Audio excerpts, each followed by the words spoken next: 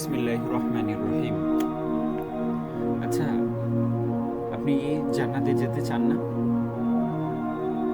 মুসলিমরা তো অবশ্যই একদিন না একদিন জান্নাতে যাবেই। তারপর কি আপনার জানতে ইচ্ছে করে না যে জান্নাতে যেয়ে প্রথম আহার আপনি কি খাবেন? কি দিয়ে আপনার আপ্যায়ন শুরু হবে? খাদ্যের কথা কেন বলা হয়েছে? খাদ্য মানুষের মৌলিক চাহিদার মধ্যে একটি। যে কোনো অনুষ্ঠানে অনেক রকমের খাবারের আয়োজন করা হয়। উদরপূর্তি শেষ কথা নয়, আনন্দ ফুর্তি তো থাকবেই, খাবারের সাথে জড়িয়ে থাকে মানসিক তৃপ্তিও।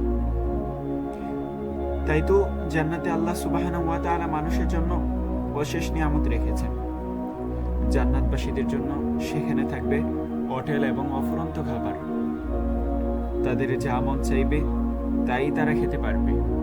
কারো কাছে কোনো কিছু চাইতে হবে না, রান্না করার জোগাড়ও করতে হবে না। ইচ্ছে জাগলেই খাবার হাজির হবে আপনার সামনে। উদরের সাথে তৃপ্তি হবে আপনার মনও। আচ্ছা, জান্নাতবাসীদের সর্বপ্রথম কি খাবার দিয়ে আপ্যায়ন করা হবে? কোন খাদ্য দিয়ে শুরু হবে জান্নাতীদের আহার? জান্নাতবাসীরা জান্নাতের খাবার কি দিয়ে শুরু করবে? এই প্রশ্নেই নবী করিম সাল্লাল্লাহু আলাইহি ওয়াসাল্লামকে এক ইহুদি জিজ্ঞাসা করেছিলেন। তখন নবী করিম সাল্লাল্লাহু আলাইহি ওয়াসাল্লাম তার প্রতি উত্তরে বলেছিলেন, জান্নাতে প্রবেশ করার পর জান্নাতীদের সকালের খাবার হবে মাছের কলিজা।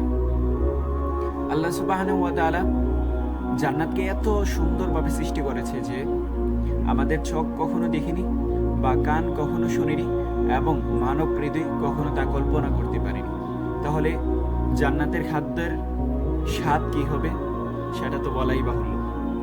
আচ্ছা, দুপুরের খাবারের আয়োজনে কি থাকবে? দুপুরের আয়োজনে থাকবে ষাঁড়ের গোশত। যে ষাঁড়গুলা জান্নাতে চড়ে বেড়ায়, জান্নাতের সীমানায় চড়ে বেড়াতো, সেই ষাঁড়ের গোশত আপনাকে খাওয়ানো হবে। তাহলে কেমন হবে সেই গোশতের স্বাদ? জান্নাতবাসীরা সেখানে পান করবে পানি, যে পানির নাম নবী করিম সাল্লাল্লাহু আলাইহি ওয়াসাল্লাম বলছেন সালসাবিল। সহিহ মুসলিম 315 নম্বর হাদিসে সালসাবিলের কথা গিয়েছে। দুনিয়ার আহারের তৃপ্তি ফুরিয়ে যেতে পারে, জান্নাতি আহারে না ফুরাবে স্বাদ, না ফুরাবে আহার। জান্নাতীরা সেখানে আহার করবে পরিপূর্ণ তৃপ্তিতে।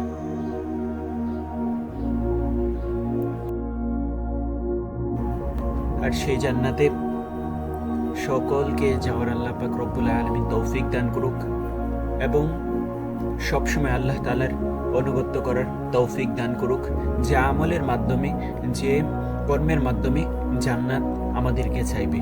আল্লাহ পাক রব্বুল আলামিন সে আমল করার তৌফিক দান করুক সবাইকে।